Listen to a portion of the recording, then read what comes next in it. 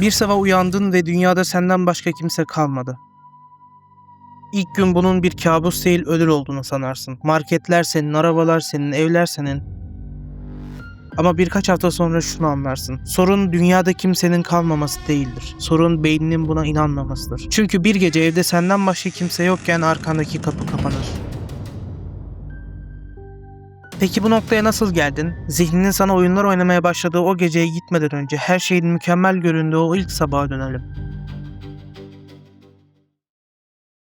İlk gün her şey garip başlar. Telefonuna bakarsın, bildirim yok, mesaj yok, arama yok, sosyal medya akışı bile öyle gibidir. Evde kimse yok, dışarı çıkarsın, sokak bomboştur. Arabalar park halinde, bazı evlerin ışıkları açık, bazı dükkanların kapıları aralı kalmıştır. Ama ortada tek bir insan bile yoktur. Başta bunu anlamaya çalışırsın. Belki herkes tahliye edildi dersin. Belki büyük bir olay oldu. Belki birazdan geri gelir dersin. Ama kimse gelmez. Saatler geçer, kimse yoktur. Gün biter, hala kimse yok. Ve sonunda o düşünce kafana yerleşir. Dünyada sadece ben kaldım. Normalde bu cümle korkunç gelmeli ama ilk anda öyle olmaz. Çünkü insanın içinde garip bir özgürlük hissi doğar. Artık para yoktur, yasak yoktur, sıra beklemek yoktur, marketlere girer, istediğini alırsın. En pahalı arabaların kapısını açmaya çalışırsın. Daha önce önünden bile geçmediğin evlere girersin. Bir süre için dünya sana dev bir oyun alanı gibi gelir.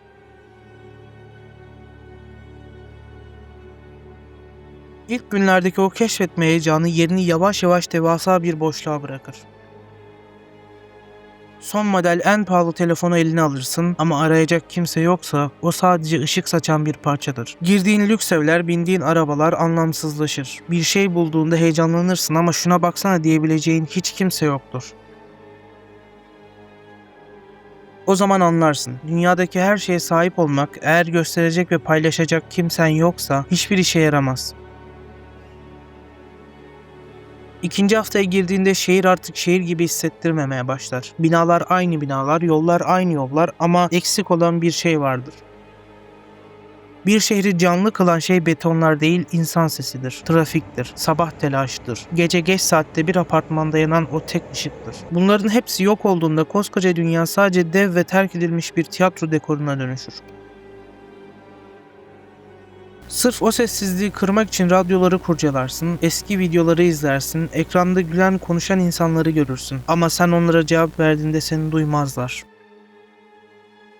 Yalnızlık etrafında kimsenin olmaması değildir. Yalnızlık konuştuğunda cevap alamamaktır.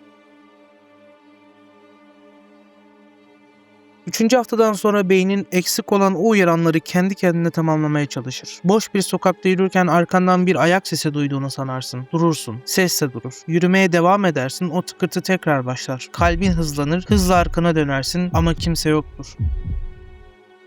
Zamanla her yere girememeye başlarsın. Bazı koridorlar gözüne fazla uzun görünür. Bazı odaların kapısını açmaya cesaret edemezsin. Mantığın sana içeride kimsenin olmadığını söyler ama hislerin alarm vermektedir. Aynalara uzun süre bakamazsın çünkü bir noktadan sonra kendi yüzün bile sana yabancı ve ürkütücü gelmeye başlar. Alışkanlıktan kendinle konuşmaya başlarsın. Markete girince hayali bir kasiyere selam verirsin. Bu başta komik gelse de zamanla bir ihtiyaca dönüşür. Çünkü hayatta kalmak sadece nefes almak değildir. Birileri tarafından fark edilmektir. Aylar geçtikçe elektrik şebekeleri tamamen çöker. Eski dünyada gece bile tamamen karanlık olmazdı. Ama artık karanlık gerçekten karanlık. Gündüz yürüdüğün o sokaklar gece olduğunda birer kabusa dönüşür. Binlerce koltuklu boş bir stadyum, terk edilmiş hastane odaları, devasa AVM'ler. Kalabalıklar için inşa edilmiş yerler, kalabalıklar yokken dünyanın en ürkütücü mekanlarıdır. Orada bağırdığında sesin sadece sana geri döner ve şu gerçeği hatırlatır. Bu dünya senin için yapılmadı, hepimiz için yapılmıştı. Artık hayatta kalmanın bir anlamı kalmamıştır. Neden yemek yiyorsun, neden uyanıyorsun? Yarın kimseye bir şey anlatmayacaksan yaptığın şeylerin ne karşılığı var?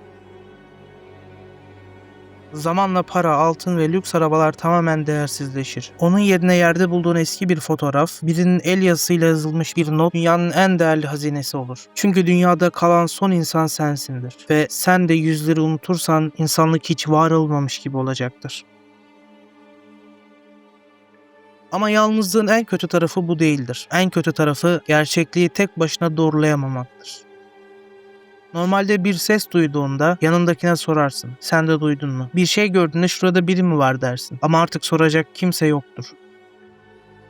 Bir gece kendine güvenli bir oda seçip yatağa uzandığını farz et. Elinde sadece küçük bir fener var. Evde çıt çıkmıyor. Uykuya dalacakken alt kata bir ses duyuyorsun. Bir ayak sesi. Önce rüzgar diyorsun, eski bina diyorsun, kendini sakinleştiriyorsun. Sonra bir ses daha geliyor, daha yakından. Yavaşça odadan çıkıp koridora bakıyorsun, kimse yok. Tam rahatlayıp odana geri dönecekken arkandaki kapı yavaşça kapanıyor. İşte o an dünyadaki son insan olmanın asıl dehşetini anlıyorsun.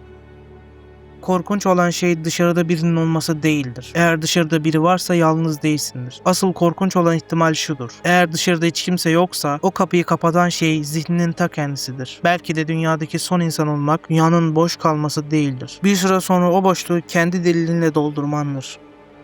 Bu tarz videolar hoşuna gidiyorsa kanala abone ol.